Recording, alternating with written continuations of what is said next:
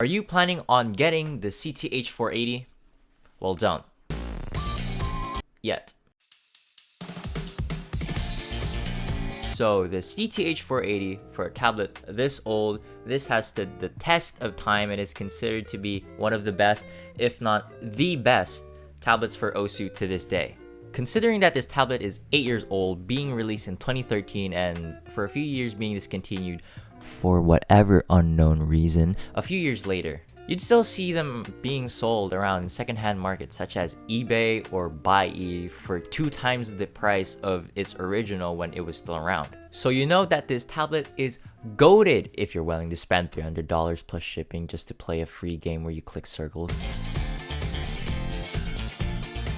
So a very close friend of mine, Cameron, is very nice enough to give me a fresh, never been touched, mint-condition CTH-480.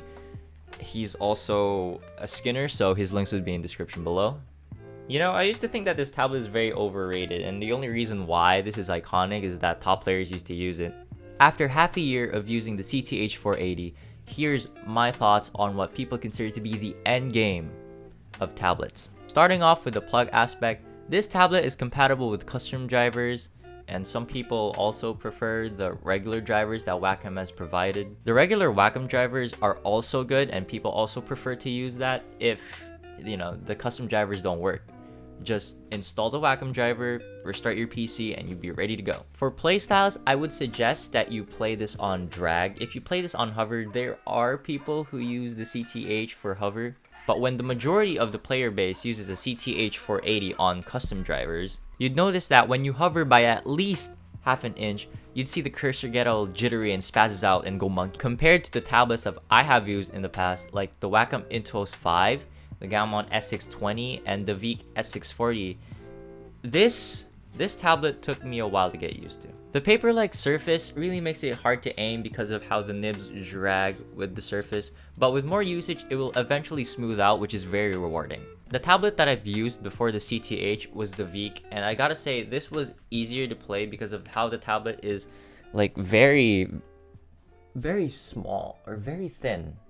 It's very thin. It's around a fraction of a centimeter. The CTH, on the other hand, is quite chunky, so I might suggest you play with your hand resting on the tablet.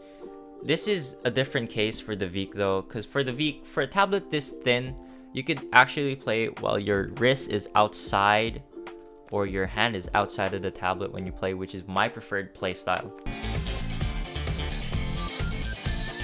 This tablet so far has the lowest latency among all the tablets that I've used, with the VEEK being the tablet with the most input lag. The build quality I'd say is refined, no rattling, very compact, not too light, not too heavy either. This can take abuse like a champ, but just don't rage on your equipment because, like, why? This pen is perfect in my opinion.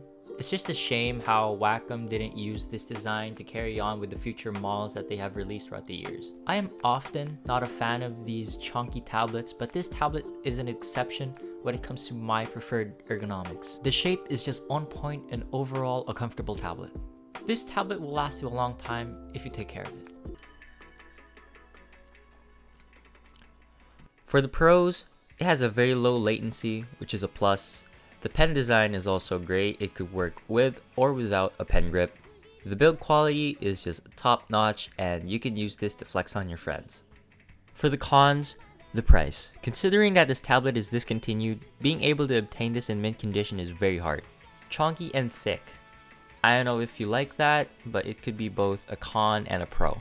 The rough surface makes it really hard to aim when buying it brand new, and you'd be having a very hard time getting this tablet through auction. Again, it's discontinued.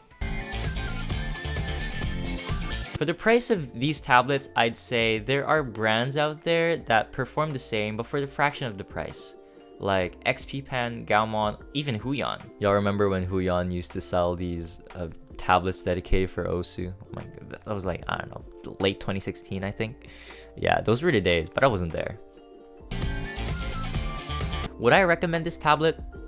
Yes, but more on the no. Yes, if you're planning on an endgame. That's it. Buying one used or secondhand is already good enough, but if money is no object to you, you could just buy one mint condition. No, if you're still starting out or still a beginner and you think the CTH-480 is such a cool looking tablet, I might get one. But you wouldn't know because you're still new to the game. If you want to dedicate more of your time into OSU, I'd say just go buy cheaper brands out there first before considering getting a CTH. However, if you're a fairly fair, intermediate level OSU player and you like the game, you play it, I wouldn't recommend this to you. I wouldn't recommend this to you if you just want to buy this just to flex on your friends. If you're buying the CTH-480 just to flex on your friends, you're either one of the following. 1, you're an asshole. 2, they don't care. 3, they do care and they think you're an asshole. In all seriousness, the only viable reason I could think of when buying the CTH-480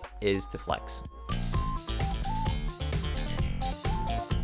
But do please keep in mind that this tablet is not a one-way ticket to becoming like your favorite players like Beidou, Ryuk, or Umbri. They are where they are right now because of effort and actually putting time into the game. You still need to play more and dedicate more time to practice. And just because you own one doesn't mean you're bound for success.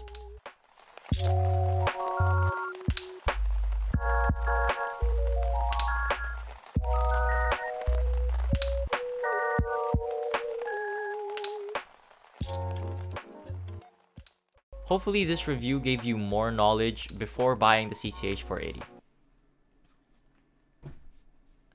But with that out of the way, yeah, thank you guys so much for watching this video. Like if you like it, subscribe, tell your friends about it before they buy a CTH-480. And yeah, I see you all next time. Bye.